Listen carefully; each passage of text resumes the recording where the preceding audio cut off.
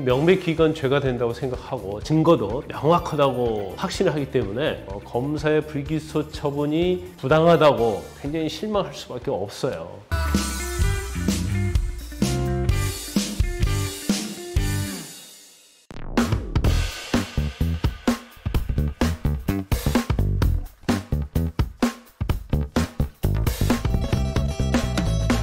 일반적으로 이제 피해를 받게 되면 이제 고소를 하죠.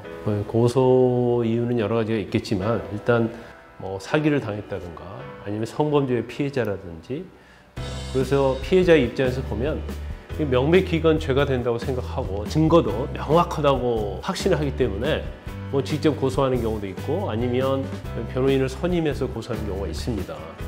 그런데 고소 사건의 상당 부분은 검찰에서 무혐의로 종결되는 경우가 굉장히 많아요.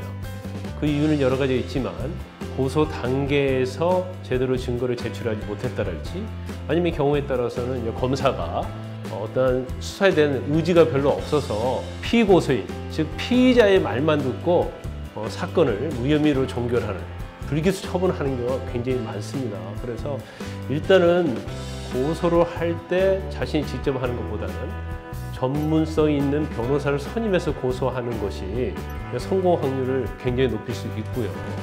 근데 만에 하나 변호사의 전문성이 떨어진다랄지 아니면 본인이 직접 고소를 해서 결과가 불기소 처분이 되게 되면 여기에 불복하는 방법은 항고라는 제도가 있죠. 그런데 사실 항고 자체가 검사의 불기소 처분이 부당하다고 항고를 해도 대부분의 항고 사건은 고등검찰청에서 기각을 합니다. 많은 기대를 하고 항고를 했지만 결과적으로 기각되는 사례가 많기 때문에 굉장히 실망할 수밖에 없어요. 근데 제일 중요한 것은 검찰에서 불기소 처분 결정문을 보게 되면 피해자, 즉 고소인 입장에서 보면 자신의 말을 하나도 안 들어주고 피고인 말만 다 들어줘서 무혐의 결정을 하죠. 그래서 불기소 처분 결정문을 보면 정말 화가 치밀는 거예요. 아니 검사가 피의자 얘기만 듣고 피의자 편에 서서 이런 결정을 한 거에 대해서 굉장히 분개를 많이 하죠. 그런데 무혐의 처분을 하려고 하면 결국 검사는 피의자의 변소 내용, 피의자 주장을 다 받아들일 수밖에 없기 때문에 결과적으로 마치 피의자 편에 서서 결정을 한 것처럼 고소인은 굉장히 억울하게 느낄 수밖에 없습니다. 그런데 항고를 하는 경우에 있어서 고등검찰청에서 재기수사 명령을 하는 그 빈도가 굉장히 적어요. 그래서 대충 항고했다가 기각되는 경우가 대부분이다 이렇게 볼 수 있습니다. 그러면 항고할 때 제일 중요한 것은 검사가 불기소 처분 결정한 이유 하나하나에 대해서 뭐가 잘못됐는지를 지적하면서 거기에 따른 증거를 제시하는 게 굉장히 중요한데, 그러면 결과적으로 항고 이유를 어떻게 쓰느냐가 굉장히 중요한 겁니다. 항고 이유는 여러 가지 있지만 첫 번째는 사실 오인, 즉 검사가 여러 가지 증거가 있음에도 불구하고 사실 자체를 잘 파악을 못한 거예요. 그래서 오인을 해서 잘못 판단할 경우에 이게 항고 이유의 첫 번째 이유가 될 수 있고요. 두 번째는 판단 유탈이에요. 고소는 1, 2, 3, 4 이렇게 네 가지를 했는데 검사가 그 중에 일부에 대해서만 판단을 한 겁니다. 그러면 나머지 판단하지 않는 부분은 판단 유탈이 되겠죠. 그래서 이 부분에 대해서 항고할 수 있는 거고요.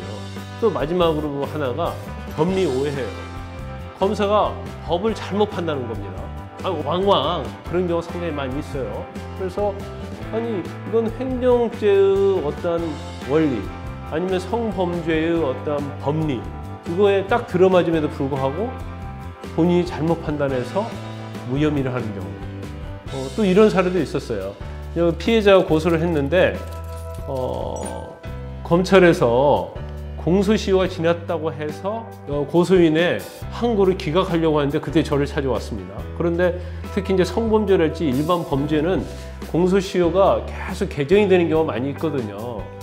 그래서 저희가 성범죄와 관련된 공소시효 규정을 일반 변호사는 정말 판단하기 힘들 거예요.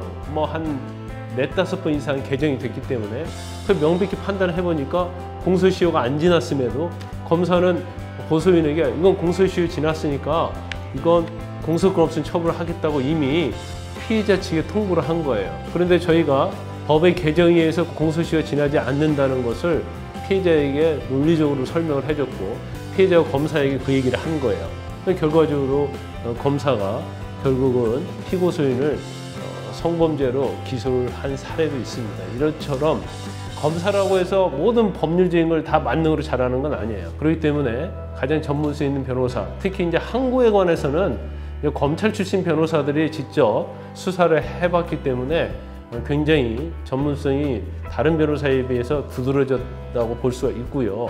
또 항고 이웃의 어떤 작성 자체도 어느 정도의 이제 전문성을 가지고 있느냐에 따라서 항고가 기각되느냐 아니면 고등검찰청에서 재기 수사 명령을 나느냐가 판가름이 됩니다.